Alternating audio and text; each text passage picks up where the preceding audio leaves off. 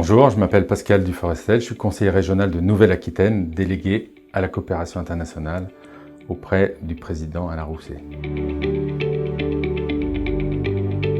La région de Nouvelle-Aquitaine, c'est une grande région, la plus grande de France, la troisième en termes de population, et donc une habitude de travailler les aspects contractuels déjà en son sein. De par l'histoire, il y a une forte tradition de coopération internationale avec plusieurs régions et provinces du monde.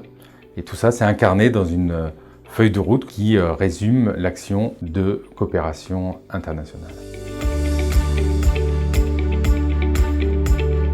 Cela se plaçait dans la droite ligne de notre adhésion à France Volontaire, qui est un partenaire important.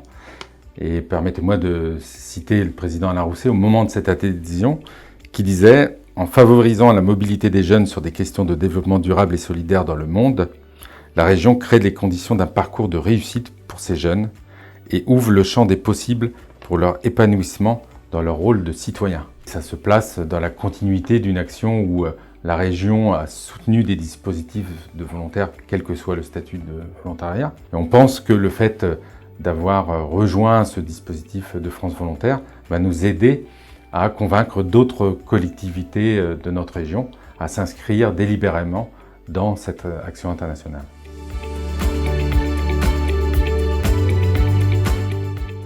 C'est un levier important puisque ça nous permet d'enrichir, de développer nos actions. Quand on voit la manière dont les volontaires s'engagent, que ce soit au Sénégal, au Vietnam ou à Madagascar, on voit que ça vient enrichir nos actions de coopération.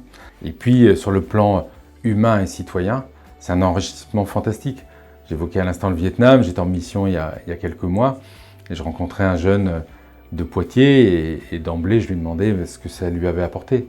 Et c'est sans nul doute à la fois un enrichissement citoyen, mais dans son parcours professionnel, c'est quelque chose qui va l'aider à s'orienter, savoir où il va et à être un homme dans le monde, ce qui est quand même la base de toute volonté humaniste de nos actions internationales.